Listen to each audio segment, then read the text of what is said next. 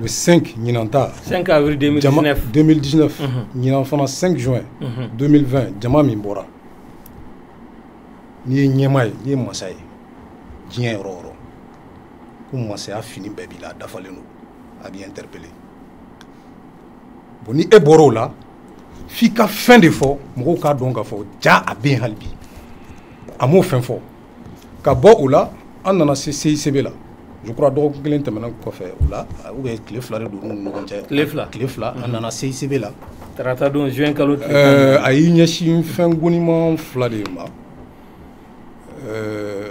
l'école karamɔgɔw ka problème a ko il a ordonné c'est-à-dire que a ko k'a ka kɛ quoi a ka kɛ u bɛ min nɔfɛ u ka laɲini premier ministre k'a waleya tout simplement o ye filijuguba de ye cɛ in a bɛ politique la a ka ca ni san 30 ye mais ne ma d'a la k'a ye ni ɲɔgɔn fili kɛ o san 30 in kɔnɔ kuma in bɛ se ka faamu ni mais d'abord munna ne ko n ko fili don e ye président ye président de la république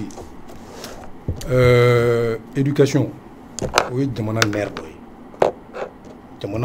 jamanadenw bɛ kun kan o ye jamana yɛrɛ ni dɔ ye quoi kalan dɔnniya adamaden farikolo de nka kunkolo in de dɔnniya min b'a la dɛ o de b'i ye o de bɛ nafa b'o de la aw ni école karamɔgɔw bɛ ɲɔgɔn na ko min nɔfɛ ka ɲinan san bɛɛ kɛ o la gouvernement ka ligne de défense tun ye jumɛn ye ko financièrement a tɛ se ka supporter de c'est-à-dire que se yɛrɛ de tɛ jamana ye ka se k'a lawaleya n tɛ ban tɛ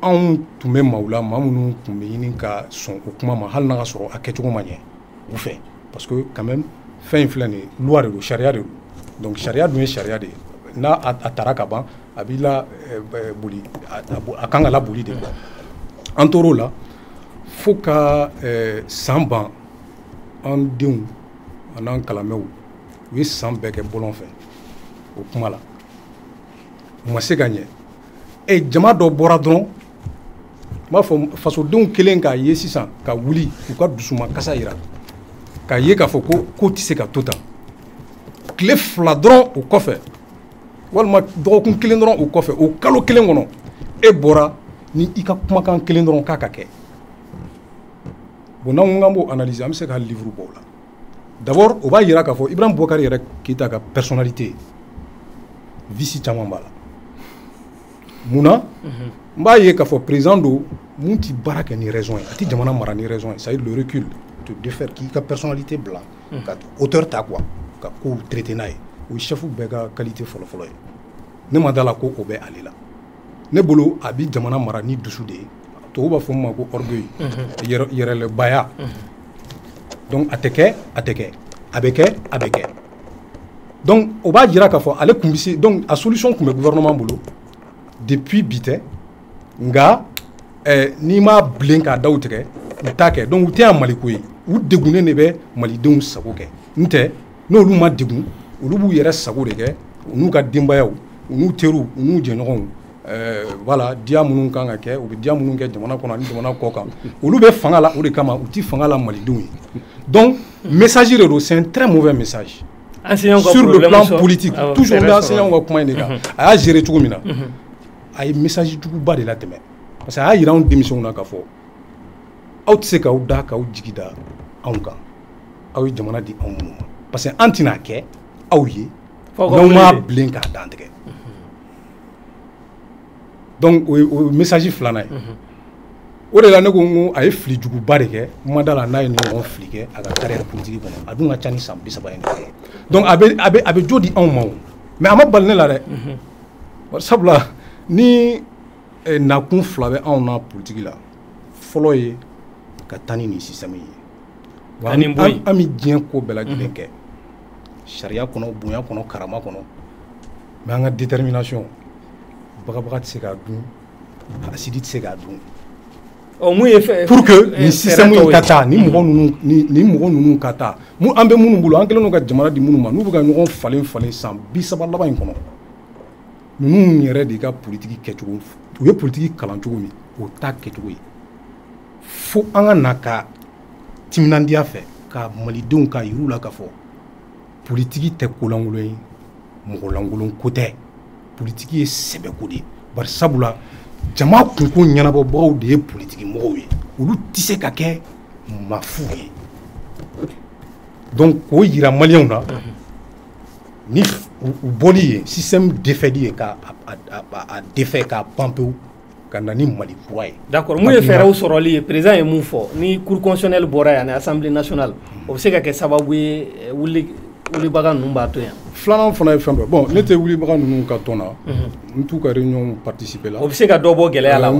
n t'u ka c'est ce que je suis en train de dire. komi ne tɛ u ka n bɛ mun dɔn u ka laɲini ye président ka taa ye mais yala ni nin kɛra ni nin ma kɛ mais peut-être n yɛrɛ ni n ka faamuyali n bɛ se ka dɔ fɔ a la nka n tɛ se k'a fɔ k'u b'a to k'a fɔ ko u b'u ka kow bila ni n y'o fɔ. I t'a fɔ an ye. Voilà maintenant yanni n k'o jaabi fɔlɔ tu me permets c'est-à-dire que gouvernement min filɛ nin ye i b'a kalama k'a fɔ ko gouvernement in ne sɔnnen tɛ gouvernement in ye u tɛ se ka Mali u tɛ gouvernement tɛ yen fɔlɔ o. bon gouvernement tɛ yen o ye sisan bon premier ministre a ka démission rendu après il a été reconduit maintenant a bɛna gouvernement sigi mais yanni an ka se o ma gouvernement min filɛ nin ye u n'u ka chef président Ibrahim Boubacar Keïta Mali marali jamana yɛrɛ Mali tɛ dɛ adamadenw marali dɔn tɛ ninnu na tuguni. Parce que crise yɛrɛ ma faamu u ma problème faamu n'i y'aw bɛ kuma la constitutionnelle on est républicain an ye nin ye an ye nin ye u ma fosi faamu crise ye crise de légitimité de bon u kan ka sociologues ni anthropologues de gɛrɛ u yɛrɛ la il faut qu'ils aient de la hauteur ni ministre ninnu ye passeport ministre de ye. Oh mais mun ye gouvernement d'union nationale mun tɛ faso baarakɛlaw ye. oui donc n bɛ mun fɔ. vous allez répondre oui Sibi. n bɛ mun fɔ ayi. oui. anti mɔgɔ nini n'an bɔra nin kɔnɔ sisan n'an bɔra nin débat kɔnɔ an tɛ fosi ye ni dɔgɔw ni kɔrɔw tɛ nka Maliko la a y'a to an ka tiɲɛ dɔ fɔ malidenw. d'accord mun ye gouvernement d'union nationale ko ye bon bɛ se ka kɛ fɛɛrɛ ye bi an ka kuma fɛɛrɛ. gouvernement d'union nationale tɛ fɛɛrɛ ye. gouvernement d'union nationale tɛ fɛɛrɛ ye nous on va rester cohérent dans notre ligne an bɛ to an ka ligne kɔnɔ gouvernement d'union nationale bɛna former ni mɔgɔ minnu ye a bɛɛ ye dɔ de taara dɔ nana o tɛ tiɲɛ n ko système renversé de solution ye. d'accord ni n ko fana ka renverser ka kuma la tilen dɛ a bɛ kɛ en bonne intelligence c'est à dire que a kana kɛ ni balawu ye ou bien fɛnkɛ parce que dusu fana mana an bila ko dɔw kɛli la bon s'il y a pas un plan et que a contrôlelen tɛ a bɛ se k'an labɔ u b'a fɔ min ma inconnu donc o fana kow ka ca surtout que jamana fana bɛ situation min kɔnɔ a ko ka ca mais a ka kɛ ni hakili ye toujours n bɛ kuma ni hakili in yɔrɔ de kan a ka kɛ ni hakili ye système in ka kɛlɛ problème tɛ Ibrahim Boubacar Keïta ye dɛ système in yɛrɛ de an nakun ye politique la k'o fɔ malidenw ye o de kama sinon parti min bɛ yen a ye parti 100 ni kɔ bɔ nakun fosi t'anw na ni système in kɛlɛli tɛ n'o bɔra yen après malidenw k'u yɛrɛ sɔrɔ ka ɲɔgɔn sɔrɔ ka Mali baara yɛrɛ daminɛ. D'accord o la an bɛ taa ministre Koniba Sidibe fan fɛ fɛɛrɛ minnu fɔra président fɛ aw yɛrɛ hakilina ye mun ye fɛɛrɛ ninnu na. Bien a tɛ se ka dɔ bɔ gɛlɛya la bi Mali kɔnɔ wa. yanni da ka sa kuma enseignant ko gɛlɛya banna pewu a ko k'o ka waleya. n y'a faamuya a gɛlɛya ma ban dɛ. ko aw ka na ko gouvernement d'union nationale bɛna sigi ni mun bɛ fɛ ka don a la bɛɛ ka fara ɲɔgɔn kan ka baara. i tɛ nin ma f'u ye k'olu bɛ kɔfɛ ka na a m'o fɔ sisan donc a gɛlɛya ma ban dɛ donc n bɛna kuma dama dama jaabi yanni ka i ka jaabi ɲininkali jaabi a fɔlɔ ye mun ye a fɔra sisan ko article 39 ko difficulté d'interprétation tun b'a la mais pour moi ça c'est de l'irresponsabilité monsieur le ministre b'a dɔn ne b'a dɔn sariyaw bɛ taa cogo min ni négociation sugu kɛra bɛn bɛ k'a kan ministre bɛ a lajɛ est-ce que jamana bɛ s'a kɔrɔ jamana sɔrɔ min ye san 10 nata in kɔnɔ k'a bɛɛ labɛn o tuma sariya bɛ sɔrɔ ka taa o bɛ daminɛ depuis ministère min bɛ sariya labɛn ka taa se gouvernement na ka bɔ ka na assemblée la olu bɛ se k'a fɔ k'o bɛɛ kɛra ka ban mɔgɔ si hakili m'a ye k'a fɔ jamana tɛ s'a kɔrɔ o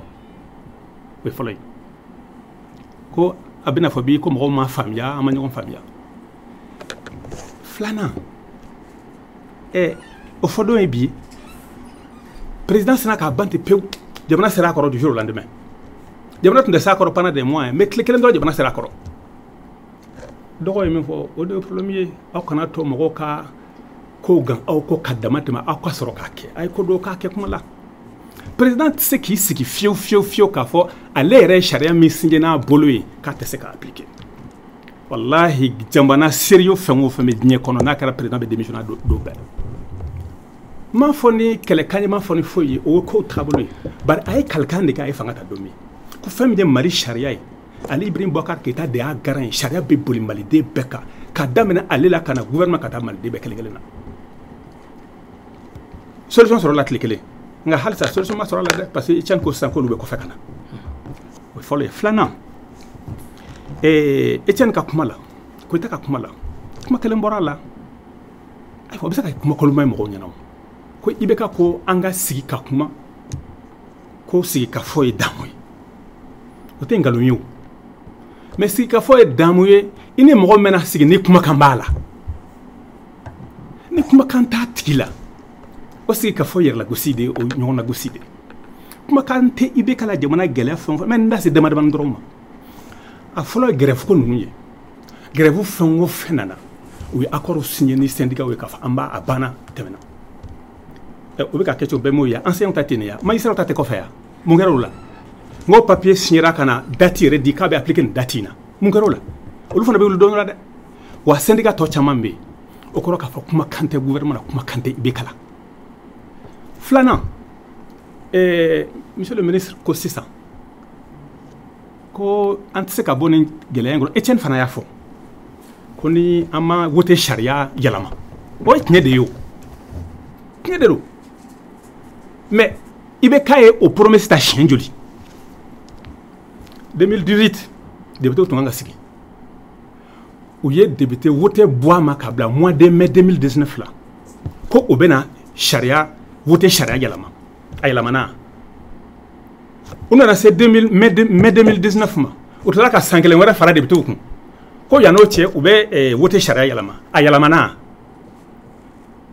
donc kumakan tɛ IBK la o tɛ bi ko ye tugun dɛ maliden bɛɛ b'o kalama sa mɔgɔw ko kan kelentigi a kɛra kan camantigi nɛn kɛmɛ de b'a da a si tɛ si kan fɔ aw ban kun de kɛra ye ka taa mais mɔgɔ bɛ taa kuma ni mɔgɔ kumakan tɛ mɔgɔ min na ale ɲɛna ko a bɛ mɔgɔ tromper en permanence k'a bɛ se ka syndicat tromper k'a bɛ se ka mais a ye fɛɛrɛ mun di jamana gɛlɛya fɛɛrɛ ni kumakan tɛ mɔgɔ na mɔgɔ b'o ka fɛɛrɛ lamɛn yan n ko fɛɛrɛ ye kumakan de ye an bɛ na nin kɛ an bɛ na n ko ye kumakan de ye ni kumakan tɛ mɔgɔ b'o ka fɛɛrɛ la o de y'a to n bɛ ka min fɔ sisan o de jaabi ye o i ye n faamuya kumakan de t'a la o ye fɔlɔ ye filanan ni ni mɔgɔ bɛ sigi ka fɔ kɛ k'a ka kɛ damu ye janfa kana bɔ a kɔnɔ IBK bɛ ka fɛn o fɛn kɛ a bɛ janfa de la don o don an ma kumaw mɛn yan sisan bɛɛ ko sisan ko manasa de don manasa kelen de nin bɛ kɛ yan a kelen de nin bɛ kɛ o ka dɔ fɔ janfa in na koyi aw ni mɔgɔ bɛ jɛ ka baara kolon kɛ aw mago bɛ dilan e bɛ taa sagona assemblée tari yɛrɛ sɔrɔ o kɛra e sago ye e bɛ tila k'i sigi o ka ministre bɛ n'u sigi ko manasa de don k'a donna k'a bɔ kana don da dɛ très bien peut-être n bɛ ka muso n'aw ma bien comme cour constitutionnelle ci ko kuma fɔra a n'a fɛnw i b'a sɔrɔ Etienne de y'a fɔbaga o tuma réforme a fɔra ko réforme Etienne ko k'ale de y'a fɔ o kuma banna monsieur le ministre i bɛ yafa ma o la donc o ye manasa janfatɔ ye k'an ka assemblée ci i bɛ ka na député ma jɛ ka namara in de kɛ u ye namara in kɛ yɔrɔ bɛɛ min kɛra Joyila mara la mɔgɔ da tɛ se ka don a kuma nɔ mɔgɔ dusu kasi kojugu fɛ carré dama min b'o Joyila sini ka na manifeste ala dɔrɔn de b'a dɔn donc député fana janfatɔ don k'u bila dépenser baw la ka tila ka na k'an ye assemblée ci i ye n faamuya i mana solution fɛn o fɛn ta a si tɛ solution parce que tant que IBK bɛ yen élection wɛrɛ bɛ kɛ sini assemblée kelen de bɛ na e cɛ ne ye ɲininkali dɔ kɛ ɲininkali ɲuman don an ye débat k'a la o député sigi na mɔgɔw ko dɔw ko an na k'an tɛ taa dɔw ko an bɛ taa ne ko an ka taa min kɛra président sigi la n'a ye IBK sɔn hakili la ni mɔgɔ hakili ma a t'a ɲɔgɔn kɛ 2018 ta in na o kɛra an tagakun de Etienne encore une fois on a cru en l'homme donc on sait que système man dɔw tagara o base kan k'a fɔ e ni ne jɛra ka a chauffeli min kɛ président sigi kɔfɛ n k'a ye faamuya sɔrɔ n k'a tɛna o ɲɔgɔn wɛrɛ kɛ tun an tagara o base kan mais n'i ye ne ka déclaration mɛn a waati la yan'an ka taa n y'a bɛɛ de fɔ koyi n ko wa n'a y'a kɛ président sigi ɲɔgɔn n k'a b'an sɔrɔ a ɲɛ ye dɛ n y'a fɔ yanni élection ka kɛ je suis sûr qu'il y'a kalan donc o kɔrɔ tɛ k'an taara ten parce que député a fablé de Bambela, on va faire député Wadibi là. Non, on a fait confiance encore une fois. Il a dit qu'il peut assurer la sécurité. Au Sarakakea. Et Soumaïla maintenant, Ola, en man au Kumafo, je crois que monsieur le ministre Konyo Fabaga cette fois-ci, quand même, ok, Jakokuni. Vous voulez instrumentaliser. Mais il y a Jakokun de Fodané à ce moment-là. Monsieur le ministre, Jakokunte, Wallahi Jakokunte. Doutiki portigi nyamoko bado de menenendo. Doutiki do de menenendo. Mandé do de menenendo. Donc kana Jakok ma fo ola. Are Soumaïla Somoro manani maybe comme ministre do une faut télé là. Tiens là avec elle. J'ai dit que le président de la République, le gouvernement, tout le monde a souci de la libération de Soumaïla. Avec Bolo Minka, Mamoun Bolo, Beba Doni Minena, Otajou fait. Donc faisons attention. À Forako, président Makoumaka, on ne communique pas trop sur ces sujets tant qu'on n'a pas de faits tangibles. Quand il a eu des faits tangibles, il en a parlé. Oui, mais maintenant, il dit,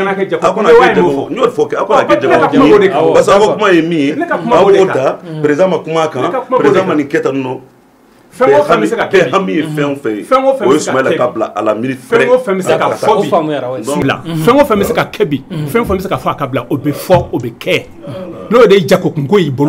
Vraiment, mais il y a des fois. Oui. Bon, donc,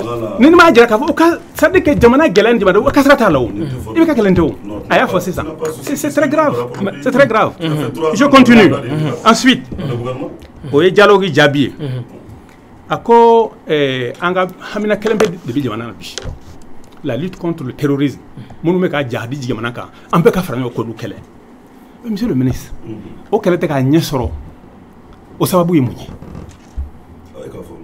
o sababu aw ka dungo jugu ya de mateme ko jugude équipement militaire nana o kala to mbe yoyi marché presque la centaine de milliards au tunula vérification ka rapport d'Alemé akara benyana ko ya bani avion cloué au sol au fanana au dogolende karim yere kuma tawka o be yofo o ka boy avion wera utarasan fan wera fe utse ka bombarder leke o be de tolu ambe se bi ambe teruzu kala cigodi ambu kala cigodi donc hali seni nani ibeka farla nyogon ka dungo jugu ya ni toni choko kelina on peut rien contre les terroristes absolument rien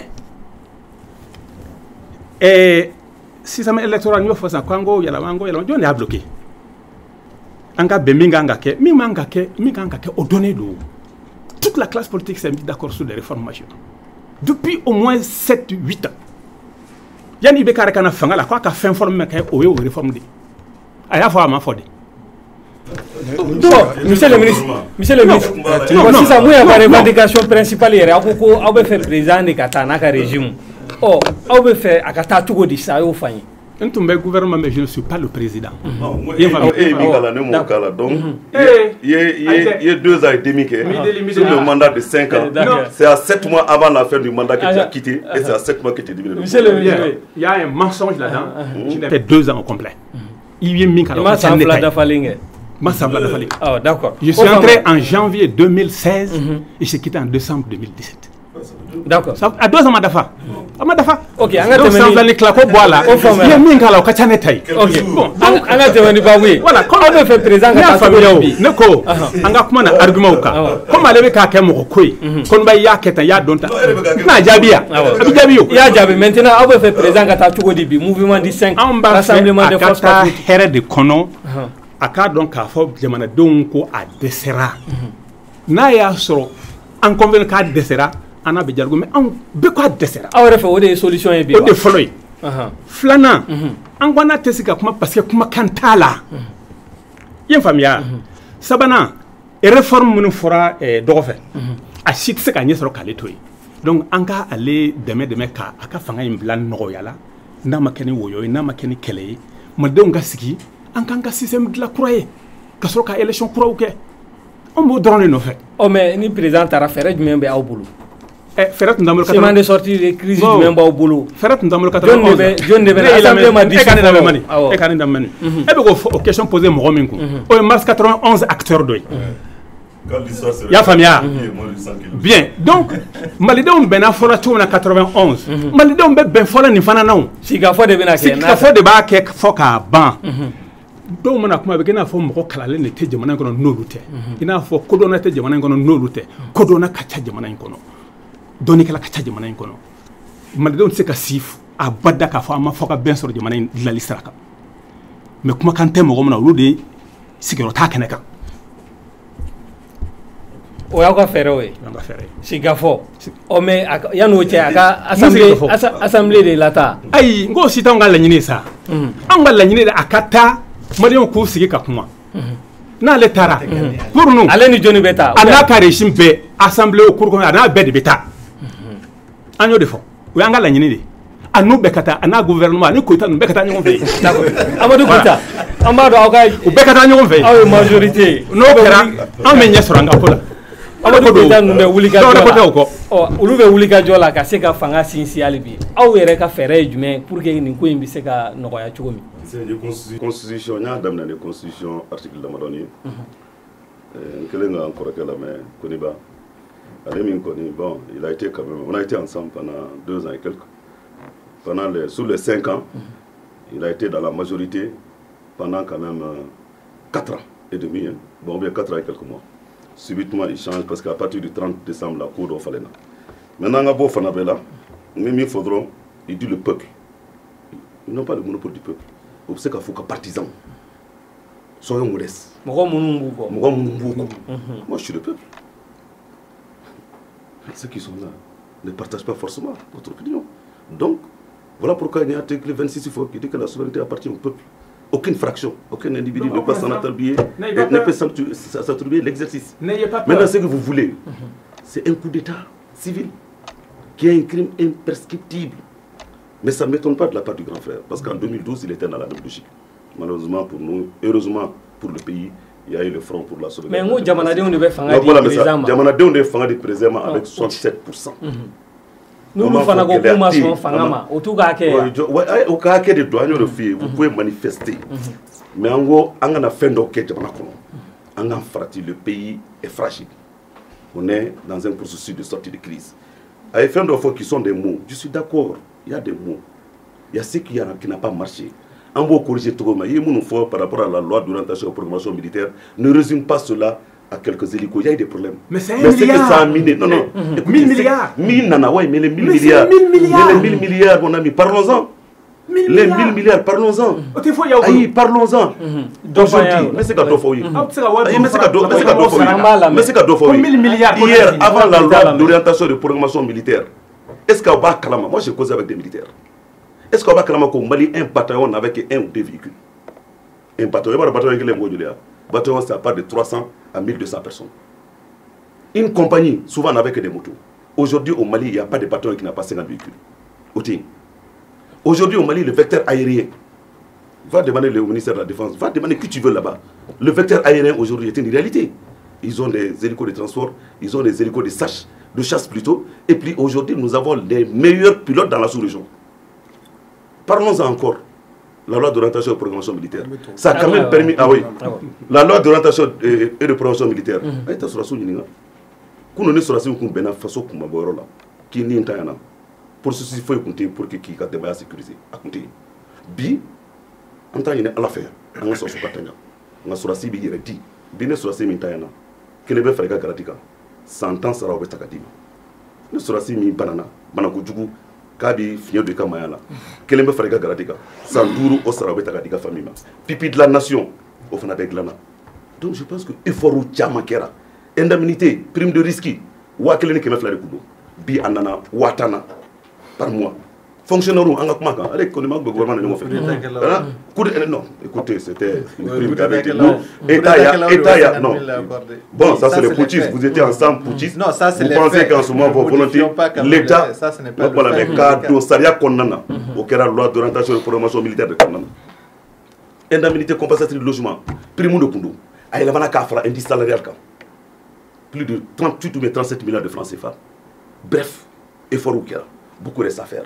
Filou la justice est là. On n'a pas d'autorité judiciaire, on a un pouvoir judiciaire. Que la justice s'en occupe du dossier et règle Là où il y a eu des problèmes, on tire. Mais ne résumons pas à cela. Malgré la crise, on a défendu ensemble à l'époque. Malgré la crise, on a augmenté les salaires des Maliens à 21%.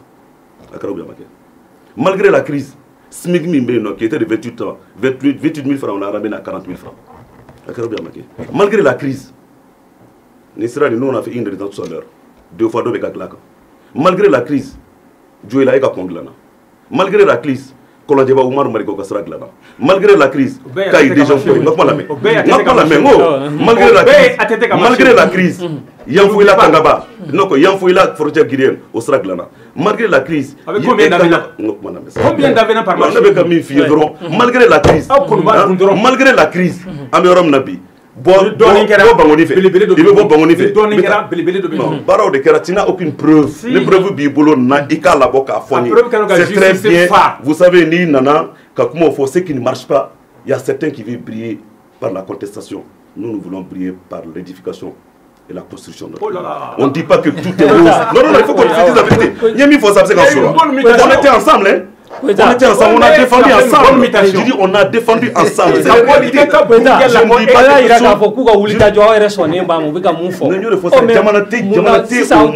Même aux États-Unis d'Amérique, Djamanaté au monde, la première puissance au monde. Djamanaté au monde où on n'est pas confronté à des difficultés. Maintenant, il y a une volonté politique de trouver une solution. Nous avons dit la crise sécuritaire, il le sait, nous coûte près de 22 à 24% de notre budget.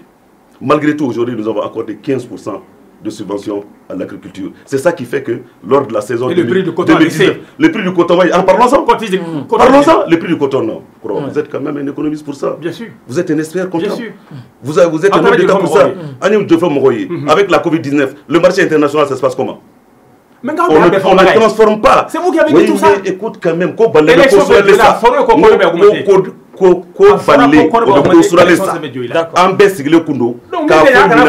nous avons bien sûr, on ne savait pas qu'il y allait avoir Covid-19 n'allait.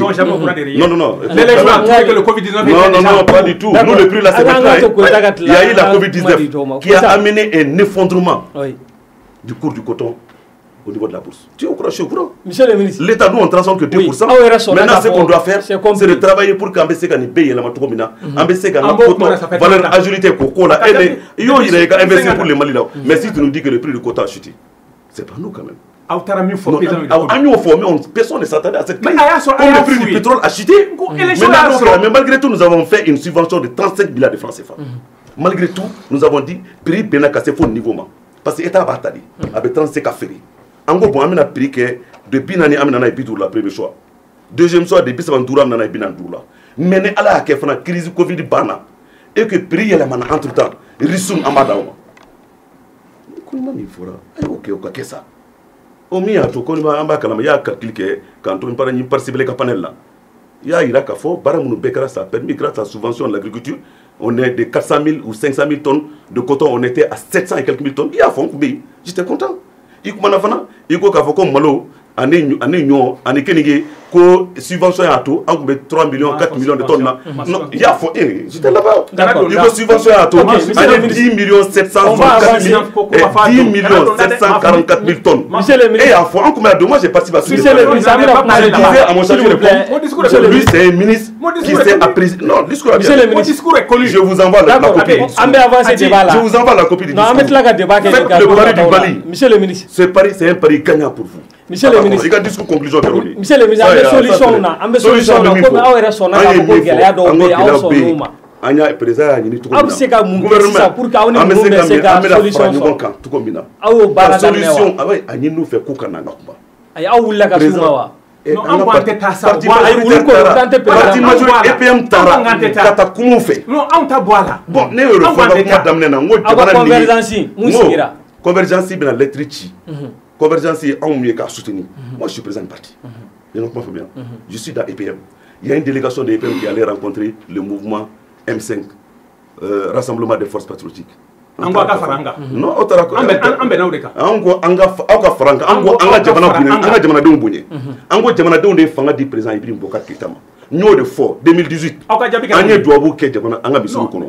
Almami yo doabu ke. Silame yo doabu ke. Monseigneur yo doabu ke. Pasteur yo doabu ke. Ko ala ka to kalata na ke basiki konna. Ko ala ka to jamana ka here mamula ka duma. E jamana do mbora ma million kelene ma keme 1 769 000 personnes au Boraka voté, il y a second tour là. C'est combien? Mandat normal. Il y a eu 34%. Il y a eu 34%. Ou bien, donc, au début, il y a Kalfa. Il faut qu'on ait Jamana Kalfa. Sandourou, au début, Kalfa Limbima. À Sandourou, qu'on a, n'a pas mis Mbimpi. On va attaquer pour gérer la société en 2023. Il faut aller vous soumettre au verdict du peuple malien. D'accord. Mais c'est la source de Kadawi. Non, je crois que M. Sibi, il y a un président Grina Kafo, article 39. Mais Etienne, non, je vais te dire. Quand il y a eu la crise, écoutez, quand il y a eu la crise, les forces vives de la nation. Moi, je suis au cadre de l'État. Bon, moi, je ne suis pas au cadre. Je ne suis pas là pour parler de ma carrière.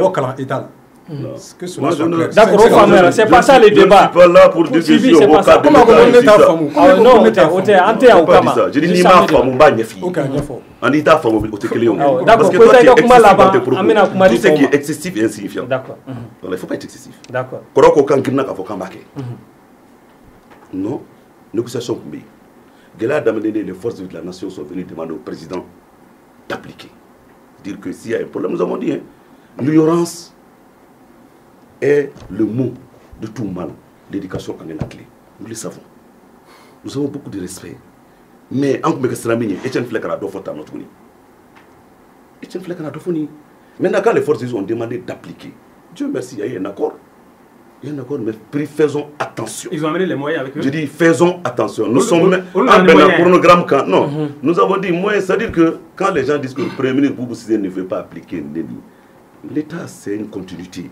D'accord. Mais l'État, c'est mis à dominer. Maintenant, on a donc attaqué. Force vive de la nation. Voilà pourquoi le président est bête à témoin. Pour dire que Gélé, s'il vous plaît. Puis Nani n'est qu'école Karamogo, Sini, Moro Kanabuli.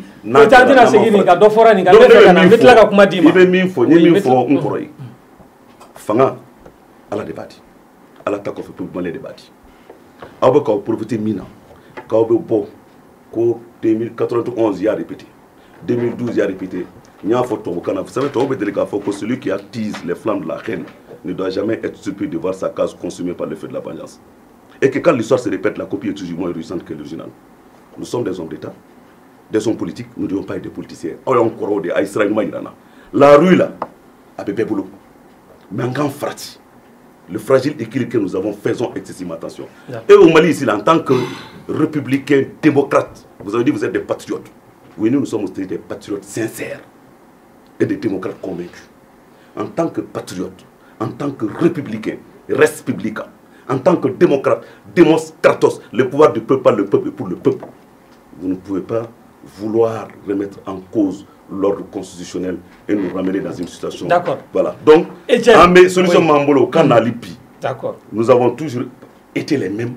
Il y a des moments où on se met ensemble, il y a des moments où on n'est pas ensemble. Mais ce que nous avons de sacré, ça c'est le Mali. D'accord.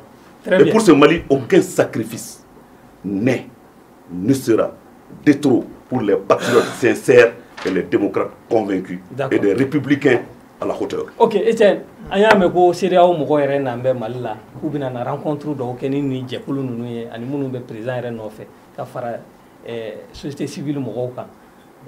E hakilina ye mun ye parce que mɔgɔw bɛ siran mun ye 2012 mun ɲɔgɔnna kɛra ni président taara tan an kana n'an yɛrɛ sɔrɔ o kɔnɔ aw ye ɲininikɛla aw bɛ se ka mun f'an ye est ce que fɛɛrɛ bɛ se ka kɛ ou bien tacogo tɛ 2012 ni Timbo yani ka kɛ ɲininikɛla ye n ye jamanaden de ye fɔlɔ o jamanadenya de kama Koita ninnu an y'u gɛn 2018 et 2012 mɔgɔ minnu ye coup d'état soutenu ne tun bɛ o mɔgɔw la je comprends maintenant donc bi n ye min ye o kɔnɔ o de b'a to n bɛ se ka recul sɔrɔ k'a fɔ an bɛ laɲini min kɛ an kɛtɔ ka jamana ɲɛmɔgɔw gɛn a bɛ se ka kɛ an tɛ o laɲiniw sɔrɔ parce que an dɔrɔn t'a kɛ an tɛ se k'a kɛ ni an yɛrɛ ka laɲiniw dɔrɔn ye an ni minnu bɛ ɲɔgɔn fɛ ni fanga binna rapport de force de bɛ kɛ o rapport de force de b'a déterminer fanga bɛ na gérer cogo jumɛn 2012 fanga binni min kɛra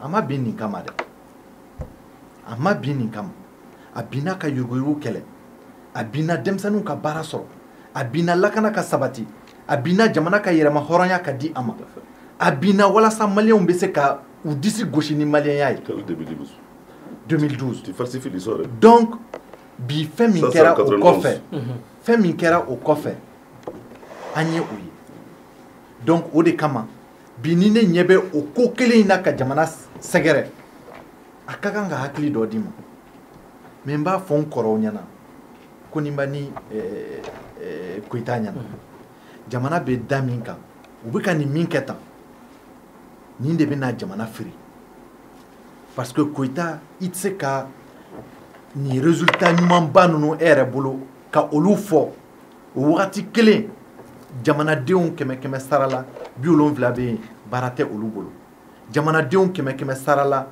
12 bɛ yen minnu tɛ dumuni sɔrɔ siɲɛ 3 tile kɔnɔ ka dun jamana kɔnɔ o wagati kelen ani blanche an bɛ ka o de magɛn o wagati kelen an ka sɔrɔsiw bɛ ka bin don o don cogo min ka d'u ye jihadisiw fɛ donc an tɛ se k'an to an yɛrɛ ma k'a fɔ ko nin fitinɛ in bɛ ka jamana magɛn k'i bɛ nin résultat ninnu de bɔ ka olu yanga jamanadenw ɲɛkɔrɔ ka sɔrɔ sɛgɛn min dun bɛ u kan bɛɛ bɛ ka a sɛgɛn ye donc ne bolo an ka yɔrɔ ma jan o la k'a fɔ konibaw fana ye u bɛ ka min fɔ wulibali de don gɛlɛya minnu bɛ ka fɔ gɛlɛya wulibaliw de don mais u bɛ ka solution min fɔ yala o de y'a solution ye wa ni o y'a solution ye 2012 an ye o kɛ a ye mun de di an ka o fana lajɛ kɛ mais a kɛcogow tɛ kelen ye kɛcogo bɛɛ kelen a bɛɛ de jamanadenw de militaire ye olu de wulila non mutinerie de kɛra ne tɛ militaire ye ko à la suite d'une mutinerie le président a démissionné n y'a f'i ye ko n ye coup d'état in n y'a soutenu ni n tɛna fɔ ko n y'a kɛ avec les rebelles.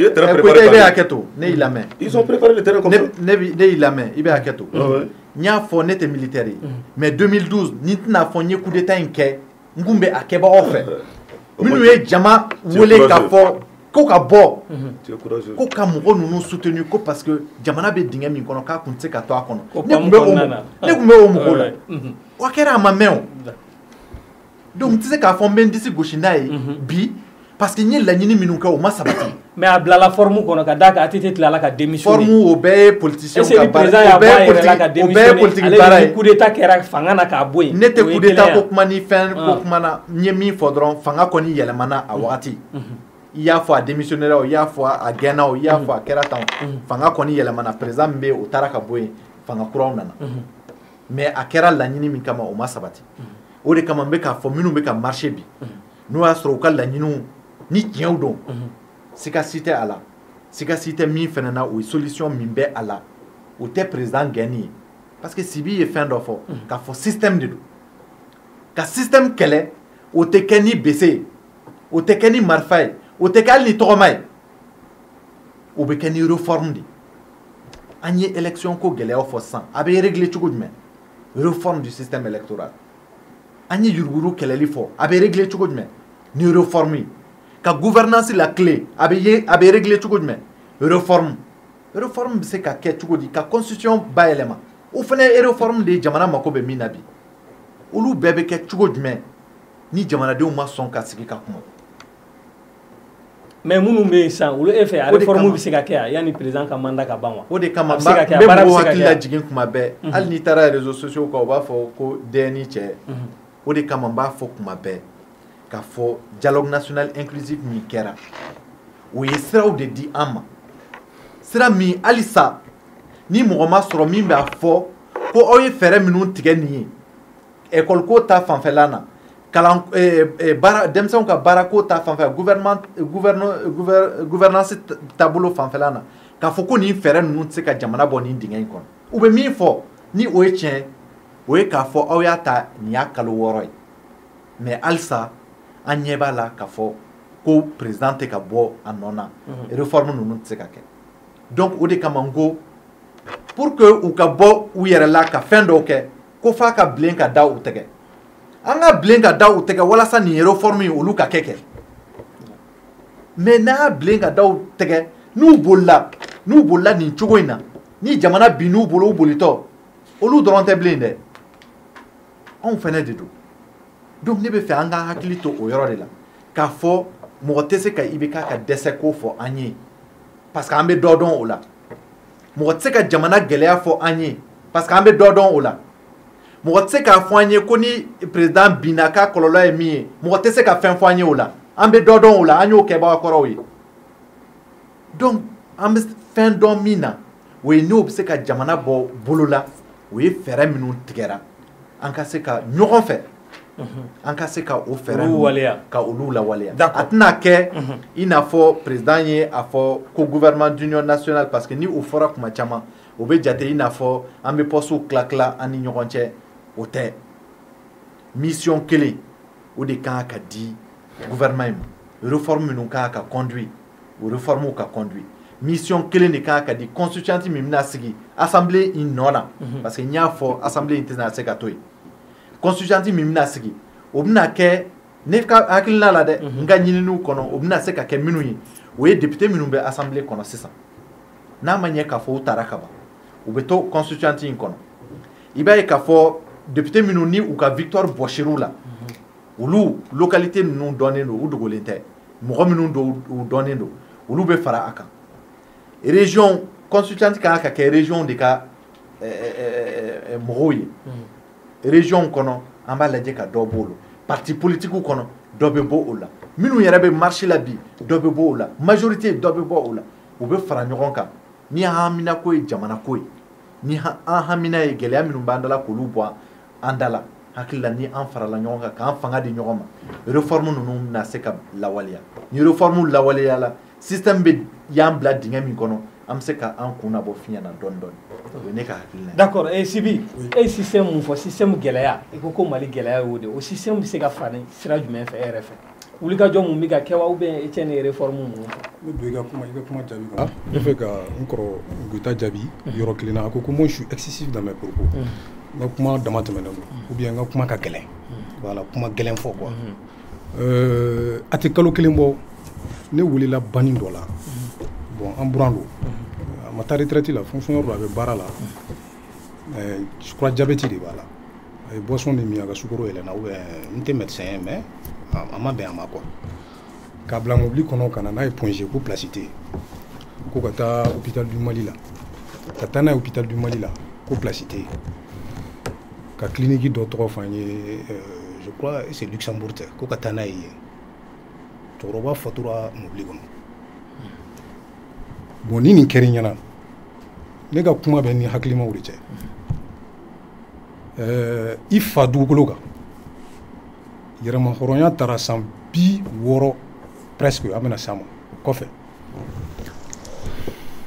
ça fait réfléchir a bɛ mɔgɔ interpeller parce que hakilima ni ko ko kɛra ale bɛ ko ye cogo min na ani tɔw b'a ye cogo min na o man ka kɛ kelen ye o b'a yira de k'a fɔ tout simplement jamana in a ti ka mara ni jamana kɔnɔdenw hinɛ ye a ti ka mara ni jamana kanu ye politique bɛ ka kɛ nasɔngɔ ɲini yɔrɔ de privilège ɲini yɔrɔ ascenseur social bon ni ɲɔgɔn mɔgɔ su bɔra parce que tout simplement a fa dugukolo est fonctionnaire de l'État a ka b'o la a ka kɛ sɛnɛkɛla yɛrɛ a mana kɛ mɔgɔ ye a sara parce que a taara dɔgɔtɔrɔso la a ma se ka li sɔrɔ yen n'o ma ni o nin sɔn hakili la n'o ma mɔgɔ la dimi nin politique mɔgɔ ninnu kɔrɔ c'est que e ka adamadenya fɛn b'a jɛ ce qui est essentiel à lui-même n b'o yɔrɔ datugu ta pour que k'a yira la problème bɛ yɔrɔ min na hali bi ale tɛ k'a faamu mais c'est pas lui en tant que Amadou Koyita a bɛ kɛ ne kɔrɔ de ye dɔrɔn n'an bɔr'o kɔnɔ il faut k'a ko fana faamu kuma kɔnɔ a bɛ position min na a bɛ ka bon c'est normal ministre de don i bɛ ka gouvernement ka fɛn fɔ bon ancien ministre a bɛ majorité présidentielle de an bɛ kuma o de est-ce que tu vois donc kuma ninnu tɛ a tɛ ale kan a tɛ n kɔrɔ Koniba kan mɔgɔ kelen tɛ se ka ko dilan c'est pourquoi nous sommes cohérents nous parlons du système c'est tout un concept o bɛ yɛlɛma cogo min na d'abord Timbo à travers ce que nous avons appelé la transition générationnelle o fana kɔrɔ tɛ n'i y'a fɔ ten yɔrɔnin kelen c'est à dire que ka sira bɔ jamana kɔnɔden kura wɛrɛw ye an bɛ se ka minnu lajɛ mais o fana kɔrɔ tɛ k'a fɔ ko mɔgɔkɔrɔba bɛɛ ko k'u ta mɔgɔkɔrɔba yɛrɛ bɛɛ tɛ dɛ k'a fɔ ko mɔgɔkɔrɔ minnu bɛ politique la ko k'u bɛɛ ta dɔrɔn aw k'a kɛ to k'u bila ɲama na i n'a fɔ n kɔrɔ ko ne y'a fɔ cogo min na o kɔrɔ tɛ o ye tiɲɛ yɛrɛ la a kɔrɔ t'o ye quoi nka hali olu fana ni faso ko don ni faso kanu don olu yɛrɛ b'a dɔn ni nasɔngɔ ɲini bɔra a la minnu échouera u b'a dɔn k'a fɔ ko tiɲɛna olu kan ka comment dirais-je génération croix de susciter ka se k'u dɛmɛ u ka hali a daminɛ u ka va à l'intérieur de leur parti i k'u ka jeunesse ka état lajɛ u formelen tɛ bon place tɛ d'u ma partiw créé la président b'a la 100 kɛmɛ n'u y'o balo u bɛ sa k'u t'u ka parti président la sira tɛ bɔ denmisɛnninw ye pour que u ka se ka yɛlɛ ka faamuyali kɛ ka kodɔn jamana ba bɛɛ kan ne ye diɲɛ jamana fɛn o fɛn kɛ ni mɔgɔ bɛ se ka ɲɛbɔ u fɛ parce que u bɛ s'u yɛrɛ kɔrɔ u lafiyalen don diɲɛnatigɛ la u organiselen don i b'a sɔrɔ nin système in b'u bolo n'i ye Faransi ta k'a lajɛ komi o ye misali ye i bɛ Faransi lajɛ u b'a fɔ ko gauche droite bon sisan kow bɛ ka ɲagami dɔɔni dɔɔni mais gauche droite o tɛ dɔwɛrɛ ye o ye fracture idéologique de ye kuntilennaw maintenant i b'a sɔrɔ gauche la sisan olu fana le système satellite filɛ nin fɛnw bɛ tourner gravite autour i b'a sɔrɔ comme URSS kun formelen don cogo min na fɔlɔ i b'a sɔrɔ parti dɔ filɛ nin ye PSI sisan Amadu Koyita ka parti PSI yelen kura i b'a sɔrɔ par exemple o filɛ nin ye sisan i b'a sɔrɔ denmisɛnnin dɔw bɛ yen o bɛ peut-être société civile ou bien mouvement wɛrɛw don minnu fana association don minnu fana cɛsirilen don jamana ko la nka danfara b'u ni politiki cɛ nka n'i y'u ka kɛlɛ taabolo jateminɛ ani nin parti in fana ka kuntilenna n'a ka laɲiniw u bɛ ɲɔgɔn sɔrɔ yɔrɔ dɔ la olu bɛ commencer ka passerelles kɛ u ni o jeunes ninnu cɛ ka fɛn mun b'u jɛ bon denmisɛnninya kɔnɔ fɛn caman b'i jɛ hakili sigi basigi façon dɔw bɛ yen ani kow kɛcogo u b'u dege olu la k'u labɛn dɔɔni dɔɔni olu bɔtɔ o bɛ bɛn ni ninnu natɔ ye c'est pourquoi n'i ye mɔgɔ ye o jamana ninnu kan k'a nana k'a ye fanga sɔrɔ a ci man di dɛ parce que a labɛnna a ma na ten an ka politiki mɔgɔw n b'a fɔ aw ɲɛna malidenw minnu bɛ k'an mara kabini san 30 ɲina u ka hami tɛ nin si ye jamana tɛ olu ka balo dɔrɔn bi ni jamana bɛ laban cogo min na a ka laban ten an bɛ o de kɔnɔ o de la i b'a jateminɛ k'a fɔ mandat fɛn fɛn mana ban président Alpha Oumar Konaré nana ka taa Amadou Toumani Touré nana ka taa mais problème kelen minnu tun bɛ yen depuis sous Alpha dans ces grands axes o problème ninnu si ma il faut prendre les secteurs de la vie a si ma ɲɛnabɔ e bɛ na sini i b'a sɔrɔ hali sini depuis kunu problème minnu bɛ yen o problème kelen de bɛ yen bon o fana tɛ se ka kɛ n'a ka sɔrɔ ni mɔgɔ minnu bɛ ka fɔ ɲɔgɔn kɔ n'u bɛ ka baara kɛ tiɲɛ yɛrɛ kan problème ninnu ɲɛnabɔli la mais u ka baara tɛ o ye o u ka baara ye u yɛrɛ o an'u denw an bɛɛ ne yɛrɛ ye denbatigi ye bɛɛ a ka di bɛɛ ye i k'i ka denbaya lakana k'a bila lahalaya ɲumanw kɔnɔ nka n bɛ kuma kelen fɔ tuguni k'a d'a kan n'a ma ɲɛ ko jama kunko taara k'a d'i ma ça c'est une distinction jama y'i honoré de u ye hɔrɔnya dɔ de ta k'a ɲɛsin ma fo ka segin maliyɛndenw kunkolo la u kɛcogo la a kana kɛ dɔrɔn ŋanamu ani yɛrɛsagokɛ k'i yɛrɛ dɔrɔn lajɛ finalement o de bɛ ka an se nin kɔnɔ jamana tɛ yen bilen mɔgɔw de bɛ yen u n'u ka hɛrɛw a n'u ka intérêt donc pour que k'o bɛɛ solution réforme e tɛ ne réforme ne tɛ dan réforme ma olu bɛ wuli ka jɔ mun na ne tɛ dan réforme ma nous parlons de refondation on est réforme tɛ kelen refondation ni réforme ça veut dire que réforme ye bon ka sariyaw yɛlɛma ci ka nin fara nin kan ka nin bɔ nin na ka tugu ɲɔgɔn na olu bɛ kɛ jamanaw de kɔnɔ vraiment jamana minnu ka socle ka ɲi quoi mais Mali socle man ɲi o de la an ko ko refondation donc an bɛ jigin fo soubassement tout à fait an bɛ jigin nous on va au-delà de ça et je crois que le président de la République mun bɛ yen bi a ka discours dɔ la 2013 a élulé a ye refondation de fɔ mais n t'a dɔn min y'a ɲina quoi parce que n t'a dɔn min y'a ɲina a ɲinana sisan kɔni a t'o kɔnɔ tuguni sinon o wagati je sais qu'il était lucide, il était sincère an k'o dɔn a ye a ye problème faamu il a compris le problème donc il a parlé de refondation mais avec le temps bon ben qu'est-ce qu'on voit des faux fuyants a bina kɔrɔlen kɔnɔ toujours donc c'est les acteurs qui sont en jeu a n'u ka problème fɛn faamuyali cogo. C'est pourquoi au classing mɔgɔ ɲumanw b'u la dɛ ni mɔgɔ ɲumanw b'u la pour que an fana ka da u ka mɔgɔ ɲumanya la u ka sɔn ka sira bila denmisɛnninw ye n'u fana y'a dɔn k'a fɔ ko denmisɛnnin minnu fana bɛ se ka jamana in ni mɔgɔ bɛ se ka da u la ka kotu o fana bɛ se ka kɛ o y'u jɔyɔrɔ ye parce que démocratie kɛlɛ danaya da denmisɛnnin caman kan ka mandat kɔnɔ a ti kɛ tan sa a ti kɛ tan a ti kɛ tan a ti kɛ tan i b'a dɔn n kɔrɔ Koniba ninnu nana cogo min na e b'a dɔn n kɔrɔ Koniba ninnu nana cogo min na u sera Musa la cogo min na Musa m'u ta ka Alpha ministre de la jeunesse et des sports Koniba yan ni o tɛ o ma ɲɛ o ayi misali dɔ sa misali dɔ n kɔrɔ n tɔgɔ b'aw la d'accord n kɔrɔ ayi d'accord n bɛ fɛ k'a fɔ mouvement démocratique ni de loin ni de près d'accord ayi n kɔrɔ i ma ni fɛn o fɛn ye kɛlɛ kɛ olu si tɔgɔ ma ye o la très bien donc misali ka Tamiru Jabate la ka taa Cɛbilen Dramé la ka taa Yoro Jakite la ka taa Muntaka Tall la ka taa a si tɔgɔ ma ye o la d'accord n bɛ fɛ ka min ka faamu dɔrɔn bon c'est que au t'a ɲɛ ye par exemple ka n kɔrɔ Goyita ta ka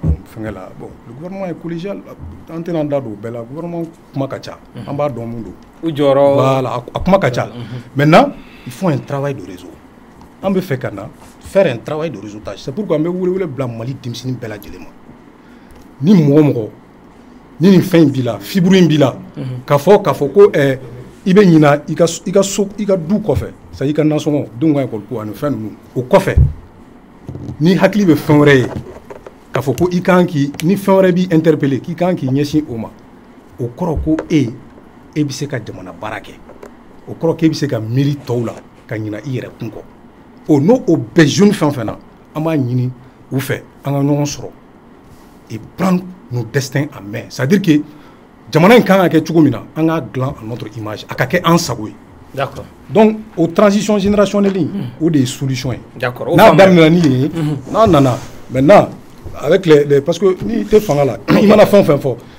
police t'i bolo gendarmerie t'i bolo économie t'i bolo donc planification l'administration et tout ça là olu si t'i bolo olu de dun ye fanga ka baarakɛminɛnw ye o de la an b'a ɲini jeunes de k'u bolo di ɲɔgɔn ma pour que ni kɔrɔbalen minnu y'a faamu parce que u ye dɔ kɛ dɛ n y'olu rappelé yan n'i y'a Énergie TV kan an bɛ kuma la u ka kɛlɛ don an b'o dɔn u ye mais ni mun y'a faamu k'a dɔn k'a fɔ ko il y a eu une prise de conscience jeunes bɛ fɛ u commencera ka kɔrɔbaya u bɛ fɛn dɔn sisan u bɛ fɛ k'u bolo don u yɛrɛ kɔrɔ donc u dɛmɛ u sira kan aw ye baara ɲuman kɛ ni minnu fana m'o kɛ an b'olu da ta ka bɔ tulu la k'an faso ta k'a k'an sago ye. d'accord o faamuyara ministre Koniba Sidibe aw kɛn bɛ ka welekan bila ko jumadon juin kalo tile 19 ko aw bɛna fara ɲɔgɔn kan kɛ tugun rassemblement place de l'indépendance la ni ma fili autorisation en tout cas gouverneur kɔni aw report autorisation dira a ma bali Zena aw bɛna mun fɛɛrɛ aw bɛna mun de kɛ tugun tɛmɛnen na aw bɔra ko président ka taa a ma taa Zena mun bolo dalen b'aw bolo tugun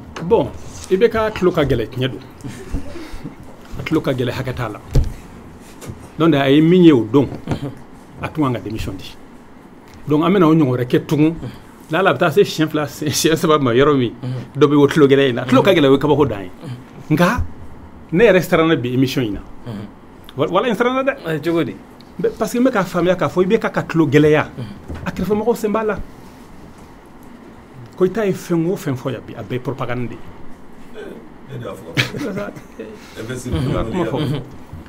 a bɛɛ ye propagande de ye nin kɛra tan nin dɔnna tan siraw jɔra bon minnu bɛ président kɛrɛfɛ n'olu ka kuma kɛra k'a fɔ diɲɛ ko bɛɛ ka ɲi tout est bien dans le meilleur des mondes o tuma a b'a dɔn cogo di k'a fɔ jamanadenw bɛ ka misali la ka ne to gouvernement na dossier dɔ nana ne ye n fɛ taa fɔ président y'a la a tora ne t'a la mais ministre dimina président bɔra dɔrɔn a girinna ka dan kan ko Koniba e ye mun de kɛ nin ye tan voilà nin tɛ ka taa si de mais attends n ye tiɲɛ de fɔ président ye o bɛɛ tɛ fɔ cɛkɔrɔba ye sa kuma bɛɛ tɛ fɔ cɛkɔrɔba ye c'est comme ça que le ministre m'a répondu kuma bɛɛ tɛ fɔ cɛkɔrɔba ye je dis mais kuma bɛɛ tɛ fɔ cɛkɔrɔba ye o ye trahison de ye o n ko aw ministre fɛn o fɛn bɛ yan i bɛ k'a ye danaya d'aw bɛɛ de kan k'a fɔ n'aw nana aw b'a bɔ fili la ka kuma aw kɔnɔta f'a ye a sɔnna ma ma sɔn aw bɛ kɔnɔta fɔ n ko e bɛ k'o min fɔ n ko o de ye janfa ye justement n y'a fɔ ministre ye ten ka san tan kɛ gouvernement i bɛ ka gouvernement kɔnɔ ko gɛlɛn tɛ ko ye n'i bilara place min na n'u ko min o kɛ o ka ɲi jamana ma o ma ɲi jamana ma o kɛ fɛn o fɛn mana a ko a bɛɛ ka ɲi n'i ko bɛ san tan kɛ gouvernement kɔnɔ i tɛ bɔ wa i ka tila ka taa f'a ye diɲɛ dogo don président i ye koba de kɛ i ye sira nin dilan i ye pont in dilan ATT ta o bɛɛ bɛ fara a kan k'a fɔ i kɛlen ye nin bɛɛ de kɛ i ɲɔgɔn tɛ hasidiw de don a y'o kuma sugu dabila a ye ɲɛfɔli kɛ président ye jamanadenw sɛgɛnlen don hakɛ tɛ sɛgɛn min na n'a y'a sɔrɔ ko anw bɛ mina ko propagande don jɔn bɛ se ka mɔgɔ miliyɔn labɔ kɛnɛma ko parce que ko ka di u ye ten ayi gɛlɛya de don mɔgɔw t'a dɔn bɛ min kɛ tugun donc n b'a fɛ ka o fɔlɔ fɔ filanan Koita ko toujours ko anw ye putschistes ye a donna ba ne sɔnna o ma mais ale bɛ min ka gouvernement kɔnɔ bi e yɛrɛ Koita m'a fɔ ko fana ye putschiste de ye i y'o de fɔ à l'époque o. Je suis désolé. Non, ça, tu étais porte-parole. Non, je n'ai jamais dit ça. On a fait le FDR avec le RPM. En RPM et FDR, qu'est-ce qu'on fait? J'étais l'adjoint de Sidi. Non, je n'ai jamais dit ça. Non, ça, je ne l'ai jamais dit. Ni une fois, moi, je m'en suis dans la vie. Poutchissé, forcément. Non. Il y a faux chien. Le RPM était dans le FDR. On va continuer ça. Voilà. RPM est marché, mais il faut. Non, c'est après les 40 jours qu'ils ont quitté. Non, il ne faut pas falsifier l'histoire. Non, il ne faut pas falsifier l'histoire. Bien. Bon, bien qu'il l'ait dit. Halissini. Bah, fille, Koko, Ibeka est poussissé. Halissini. On n'a jamais dit ça. Au contraire, nous avons dit qu'il a eu la meilleure déclaration. Même il faut qu'il y ait un peu. Sibi. Sibi. Moi, je vais vous dire que je vais baraka ne hakili cɛkɔrɔba bɛ sako i bɛna bɔ ko la don min i ka mɔgɔw sɔrɔ i kɔfɛ minnu bɛ se ka baara kɛ denmisɛnninw de kɔfɛ mɔgɔ jamana in kɔnɔ koyi ne ka jati la dɛ partiw kɔnɔ Timbo y'a f'i ye sisan mais premier ministre joli sigira denmisɛnnin joli b'a la au moins 3 je crois que 7 de sigira gouvernement fana kɔnɔ u b'a la gouvernement kɔnɔ u bɛ yen assemblée présidentielle dir'u ma secrétaire régional de la présidence dir'u ma jɔn de bɛ voter Mali la jɔn de bɛ mɔgɔw la gagner ni voter kɛra c'est pas les jeunes et les femmes donc a ye taa aw yɛrɛ ɲininka dɛ anw ni Koita ninnu Koita tɔgɔ bɔ a la Keita tɔgɔ bɔ a la Keita n'a jamais dit que c'est une histoire de génération o kelen kɔni b'o fɛn da a ye sabali vous êtes au cœur de l'événement min bɛ jamana kun kan bi Etienne y'a fɔ gɛlɛyaw b'a la mɔgɔ si kana ɲɛ tugu a kan n b'a ɲini Koita fɛ ala ni kira yɛrɛ jaati kama a ka taa sigi k'a fɔ président ye k'a fɔ tɔ tɛ malidenw na a ka taa fɔ président ye ko malidenw hakilina ye min ye bi k'a fɔ a dɛsɛra k'a ka bila hɛrɛ kɔnɔ k'a ka bila n'a ma kɛ ni wɔyɔ n'a ma kɛ ni kɛ ko kɛlɛ ko tɛ wɛrɛw ko tɛ walayi m'o de ɲini fɛ ala ni kira yɛrɛ jaati kama ne taara o fɔ bi i bɛna service min rendu jamana in ye walayi fo k'i sa hali halijinɛ tɛ o sara d'accord mɛ min f'i ye dɛ ma tila o n b'a fɛ ka dakuruɲɛ 2 dɔrɔn de fɔ tɛmɛna oui aw ko an bɛ nin min na ko jamana bɛ dafiri non an ko de a dafiri tɔ don an b'a fɛ k'a wuli de jamana bɛ dingɛ kɔnɔ don o don dɔɔni de bɛ fara kɔ ta jɔn bɛ Mali kɔnɔ bi ko jɔn min ma sɔn o ma ko jamana in bɛ k'a jigin dingɛ kɔnɔ don o don ka taa n'an y'an sigi k'o lajɛ o tɛ dafirili ye jamana fanba yɛrɛ tilara an na pewu fanga fan si tɛ yen donc jamana dafiritɔ de don anw ka kɛlɛ tɛ dɔwɛrɛ malidenw a ye bɔ i ko kɔnɔkulu sini mɔgɔ 2 millions ka ye k'a fɔ i bɛ k'a ye vraiment i bɛ nin k'an ka jamana dafiri an ma sɔn an ye danaya min da i kan i ni ce i ni baraji kɛlɛ la alhamdulilayi fanga segin a ma dɔwɛrɛ tɛ o kɔ o mɔgɔ kɛlɛ minnu o de ye démocratie yɛrɛ justement ça c'est la souveraineté du peuple a bɛ se ka garantie di mɔgɔw ma ko kɔlɔlɔ t'a kɔfɛ wa ou bien nimisa parce que an y'a ye maliyɛn ka président o président mana taa kɔfɛ u bɛ nimisa tɛ n'a kɔfɛ yan n ka kuma sabanan ye min ye ko réforme e cɛ de réforme minnu fɔ mɔgɔ m'a fɔ réforme tɛ kɛ o ale ko refondation jɔn de fɔlɔ refondation ko kuma fɔ Mali kɔnɔ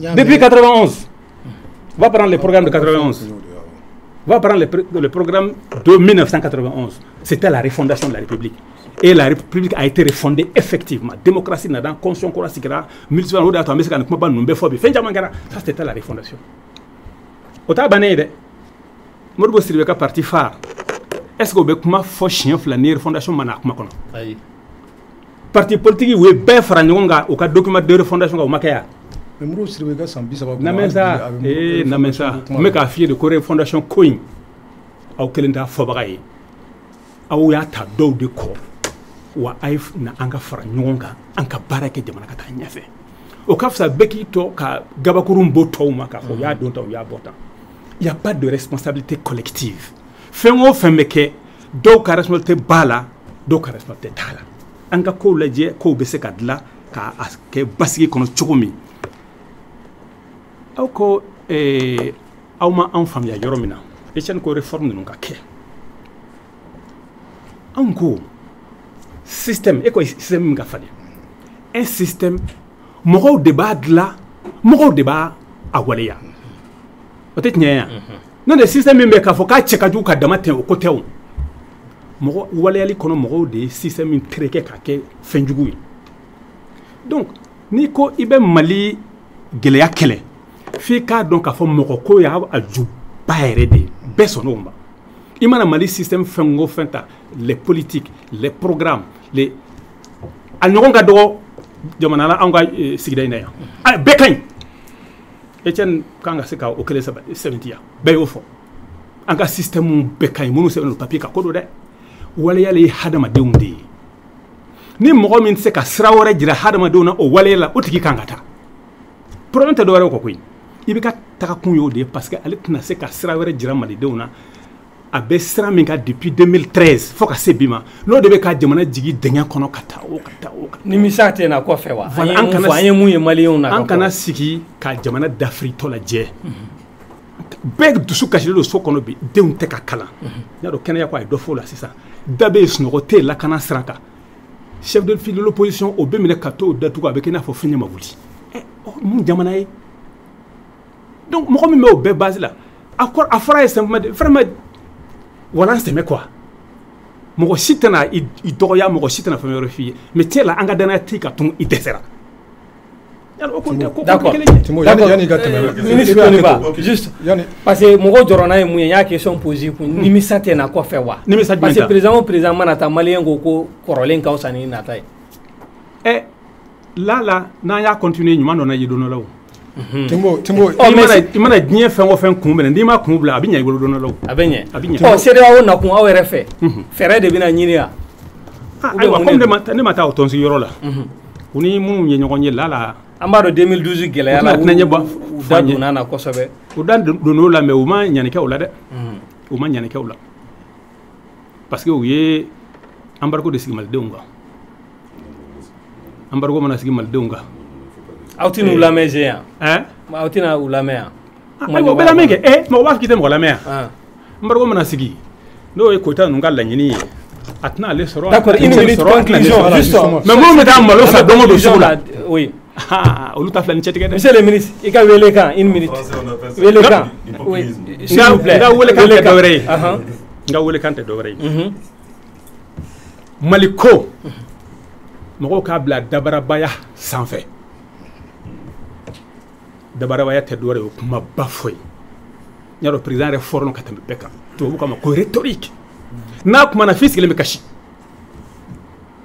o tɛ jamana jɔ dɛ donc n'a y'a sɔrɔ ne ye min fɔ k'a fɔ degun min b'aw kan ni tiɲɛ de don walayi a ye bɔ Sénéko kɔnɔ kulu diɲɛ bɛɛ k'a dɔn k'a fɔ aw degunnen don diɲɛ bɛɛ k'a dɔn k'a fɔ IBK ka fanga ye a nege bɔra aw la diɲɛ bɛɛ k'a dɔn k'a fɔ aw ka danaya tɛ aw ka président ka tun diɲɛ bɛɛ k'a dɔn k'a fɔ aw ka laɲini tɛ dɔwɛrɛ ye a ka walan sɛmɛ pacifiquement démocratiquement.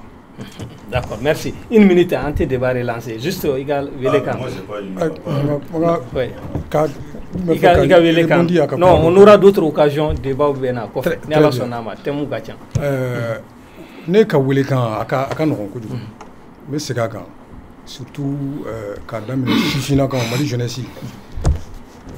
jeunesse de ka ca n'i ye jamana jateminɛ sifinnakaw de ka ca ka tɛmɛ couche bɛɛ kan mais olu de fana quand tu prends la pyramide i b'a sɔrɔ olu de fana ye bolo kɔfɛ fɛn ye ka tɛmɛ bɛɛ kan o ye kojuguba de ye Ibrahim Boubacar Keïta san 70 ni kɔ Soumaïla Cissé a bɛ ka taa o de kan bɛɛ bɛ ka taa o de kan aw jama fanba san 30 san 25 san 15 san 16 o n'a ɲɔgɔnnaw n'a fɔra ko ninnu de bɛ sini miiri aw ye ka tila k'a jɔ fɛrɛ kɛ aw nɔ la n bɛ dan ye o kan ka min kɛ sifinnamɔgɔ bɛɛ lajɛlen hakili la n b'o dɔn o tɛmɛnen kɔfɛ ko min bɛ senna sisan k'a fɔ Ibrahim Boubacar Keïta ka taa a kana taa a jate ka nɔgɔn jama kulu ye kulu hakɛ dɔ ye kulu 3 fo 4 n'an ko sisan les parts dɔw bɛ yen olu ta de b'u bolo olu ta de sirilen don Ibrahim Boubacar Keïta ka fanga la olu fana b'u sinsin a kana taa olu ta kana tiɲɛ ka bɔ a ko la o siranya bɛ olu la jama fan filanan o ye jumɛn ye olu ta ye maliko ye u b'a ye k'a fɔ jamana sɔrɔ a kɛlen don ka kɛ lemuruba ye k'a bɛn mɔgɔ dama dama d'a ma o ka dabila sɔrɔ ka tila a tilacogo la maliden bɛɛ k'a ta sɔrɔ a la o y'olu ta ye ça c'est les 100 par conscient dɔw fana b'a la tuguni olu ta ye règlement de compte Ibrahim Boubacar Keïta ka taa parce que nin bɛ n'a cɛ dusukunna kɛlɛw o b'a la ou bien tout simplement cartes ka redistribuer olu fana ka don gouvernement na ou bien ka fɛn dɔw ɲɛ sɔrɔ m'a fɔ a bɛɛ y'o ye dɛ kuma ka faamu a bɛɛ to ye o jama bɛ yen maintenant jama min bɛ ne intéressé kosɛbɛ les 100 par conscient mais qui manque de courage minnu bɛ yen n'olu b'a dɔn k'a fɔ k'olu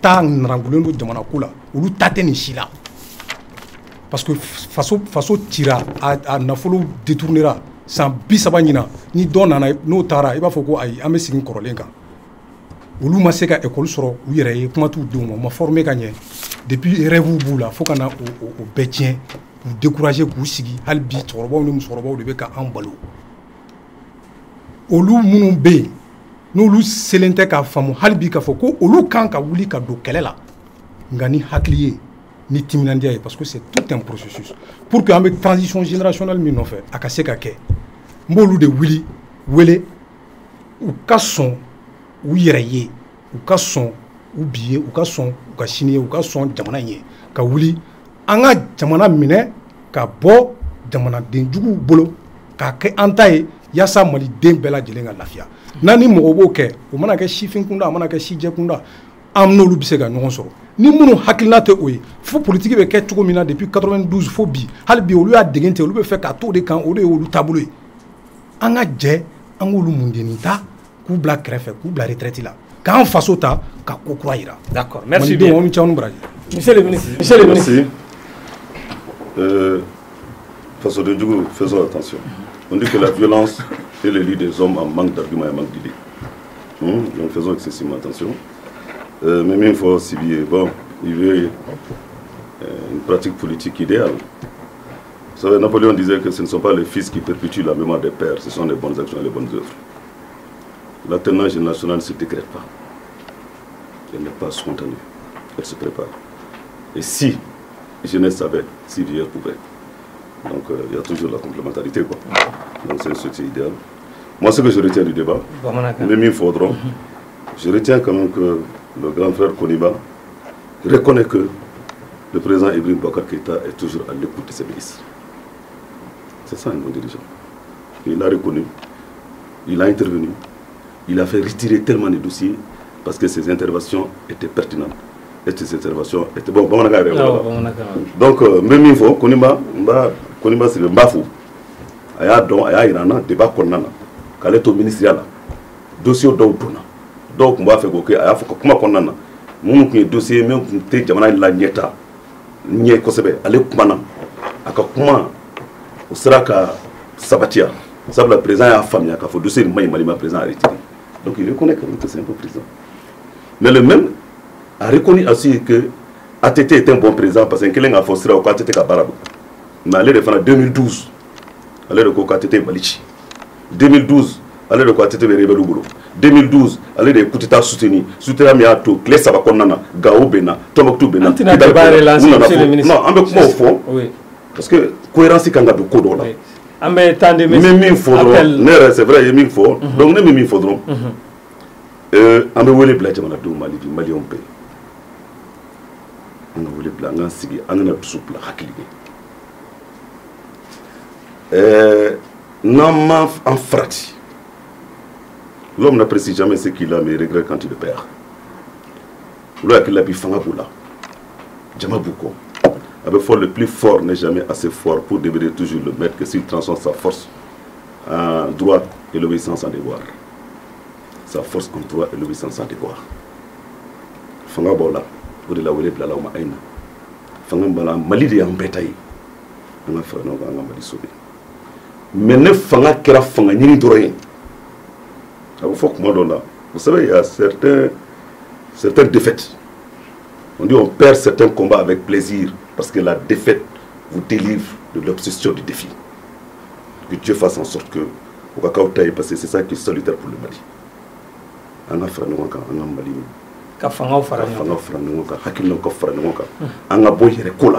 D'accord.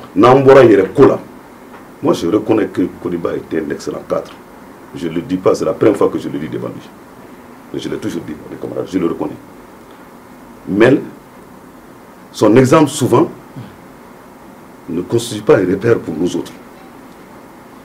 Je voudrais qu'on ait la cour changée. À Kadombi, le président de la République, qui est le père de la nation, garant de la constitution malienne, de la souveraineté et de l'unité nationale. Vous avez dit qu'il y a des difficultés, nous le reconnaissons. Ce Mali, personne ne pourra le sauver si ce n'est pas nous les enfants. Okay. Nous vous demandons, président Yaboulo fait Aïnanga Fragonka, Mimi Semina Okadouma, pour qu'un jour, que nos enfants et nos petits-enfants puissent dire que de telle année à telle année, Jamana Blani qu'elle a pas qu'on a enfant non moqué ou serait canqué. Si bien la fois qu'on a Moudou coup d'état qu'elle est Moudou la 108, donc voilà qu'à faire un tac quelqu'un ma. Ka yiribinu ta Moudouba ba Moudouba ba Moudouba bibi na meta sujuru ke Moudouba kafuruka Moussa Beni Alpha Nale kuma tem mu fa Alpha ma Alpha Tali atete Nale ora la bana fango ko ne rebelu be nyonka o baraba mi beke tamana bi ibe ka fana be bi kuma cité mi te ka fo ma jongu da ntaro bu ko fo palela antara fo palela ka to bu ko wa so ro puti su no kumbe no donc anga donc ka fo ko histoire est féminine avant permettre min kera kunu anga leçon tiro la. Qu'un homme sans avenir est plus pauvre qu'un homme sans passé. Le passé récent du Mali doit nous guider à faire excessivement attention. D'accord. Sachant raison garder. Merci. Je vous remercie pour votre débat. Je sais que d'ici demain, on va ici, à Banata Souina, la nuit porte conseil. Demain matin à 7h, il va tuer sur les réseaux sociaux qui demandent à tout le monde de renoncer à la marche parce qu'il s'agit du salut de la patrie. Il s'agit aujourd'hui de l'avenir et du devenir du Mali, puisqu'il reconnaît lui-même que Ibeka est un président qui a l'écoute de ses ministres, qui a l'écoute de son peuple. Je suis persuadé que d'ici demain, à 7h, je défie qu'on va le faire. Et il va persuader les autres du Mali. Merci bien, appel maintenant. Docteur Etienne Fagaba, Ereka Wileka Ilmei. Et Neka Wileka Folon, au Bedamine, Nkorola. Parce que Ubeka, où il y a des débat qui est Tchogomi. Mali, fan flamme, nous venons. Ou bébé ou dynamique des camps. Ou te basiki kofo. Ou ambe dingé min kono. Ka bo o kono ou te o kofo. Geleya minumbe ankan. Ou lou ka ban ou te o kofo. Parce que minumbe fangala. Ou lou ye san oulon vlade ke ou be ka nyini ka ambo o dingé kono. Ou desera. Minumbe ka foko ka président gain. Daluya foi ma di ama. Mimba to na foran ko shini na gena. Ka foko o geleya nunu ko kelen be bo ala donc o koro u bi ka fɛn fɔ u bi k'u sinsin fɛn kan ka nin welekan nunu kɛ nunu si tɛ a fura ye n ye min fɔ o ye jamanakuntigi a bɛ ale de da la fɔlɔ gɛlɛyaw ye min ye o dɔnnen don enseignants ta an bɛ se k'a fɔ tabarikala dɔɔnin bɔra o la yanni wagati cɛ filanan an bɛ se k'a fɔ assemblée nationale o kan ka diso président de se ka o kɛ cour constitutionnelle manasa n'a ka mɔgɔw u kan ka taa ka bɔ yen président de se ka o kɛ ka layidu ta jamanadenw ye parce que coronavirus tile in na k'a fɔ k'i tɛgɛ bɔ mɔgɔ ye saranya ko de don parce que a fɔra an kana ɲɔgɔn tɛgɛ minɛ mais i bɛ fɛn de kɛ min b'a to a bɛ gɛrɛ i la fɛn minnu kan ka kɛ walasa minnu bɛ ka tɔgɔma ani président u ka gɛrɛ ɲɔgɔn na o ye walew dɔw de ye don min tɔgɔ ko bi a ma o walew kɛ fɔlɔ président n dalen fɛnɛ b'a la n bɛ sigo i n'a fɔ n kɔrɔw bɛ ka sigo cogo min ko marché bɛ bɔ a ma ou bien marché bɛ kɛ mɔgɔ miliyɔn 2 bɛ na n fɛnɛ bɛ sigo o cogo kelen k'a fɔ su in na bɛɛ président bɛ na bɔ k'a fɔ ko nin institution 2 ninnu k'a ye dankari u ka baaraw la n'o kɛra mɔgɔw fiɲɛ bɛ bɔ ni u fiɲɛ bɔra an bɛ ɲɔgɔn sɔrɔ sisan sikafɔ kadira kɔnɔ sikafɔ bɛ kɛ fɛn min kan o ye système kɛlɛli ye mais dɔ y'a fɔ a ka kuma kɔnɔ ko sikafɔ kɔnɔ système min ni a bɛ ka kɛlɛ a tɛ décréter o a tɛ sɔrɔ livre kɔnɔ n b'a fɔ Sibi ɲɛna a ye livre caman kalan mais a ka bɔ livre kɔnɔ an bɛ politique kɛnɛ de kan ni o bɛ kɛ réforme ninnu de ka yɔrɔnin ci k'o bari k'o bila a position na ka yɔrɔ wɛrɛ n'o de kɛra yɔrɔ bɛ ɲɛ mais k'a bɛɛ ci daluya t'e bolo fɛɛrɛ t'e bolo moyen t'e bolo ne hakili la k'a fɔ o ye kunfɛ baara de ye ala k'an n'o cɛ amen donc ka wele bila maliyɛnw bɛɛ ma k'a fɔ gɛlɛya min bɛ u da la gɛlɛyaw de don ni an bɛɛ b'a kɔnɔ nka karisa gɛnni ni karisa gɛnbaliya o tɛ a fura ye ka wele bila gouvernement ani président de la république ma k'a fɔ gɛlɛya minnu bɛ an da la olu de nɔ don olu de dɛsɛra k'a furakɛ ni u bɛ se ka jamanadenw bɛɛ fara ɲɔgɔn kan walasa an ka an kuntilennaw an ka haminaw fara ɲɔgɔn kan ka fɛɛrɛ minnu ni an y'olu bɔ ɲɔgɔn fɛ ka olu ladilan ani ka se ka taa ɲɛ ala ka o nɔgɔya amin o bɛ k'an ka bi kumakun laban ye o la sa an b'a fɔ Énergie TV Jabaranin filɛbagaw ka bɛɛ lajɛlen fo minnu y'an filɛ an ka mɔgɔ welelen fana an b'aw fo kosɛbɛ mouvement du 5 rassemblement des forces patriotiques tɔgɔ la ministre Konimba Sidibe ale kun bi a parti MODEC ale y'o président ye olu de kɛn bɛ ka wuli ka jɔ kɛ wagati laban in na ko président n'a ka régime ka walan sɛmɛ ka fara ministre Amadou Koita kan ale bɛ convergence des forces républicaines na olu ko ka président dɛmɛ ka fanga sinsin ka Mali dɛmɛ ani docteur Etienne Fagaba Sissogo ale ye ɲininikɛla ye olu ta ye jateminɛkɛ ye maliyɛn fana don a y'o yira kuma na ka fara Mamadou Lamine Sibi kan ale parti Front Populaire Républicain président ye sifinakaw ka parti kura dɔ don ale ko ka système yɛrɛ bɛɛ de yɛlɛma mɔgɔ ko tɛ ko k'a bɛɛ de yɛlɛma olu kun y'an ka bi mɔgɔ welelen an b'a fɔ ala ka jamana basigi sala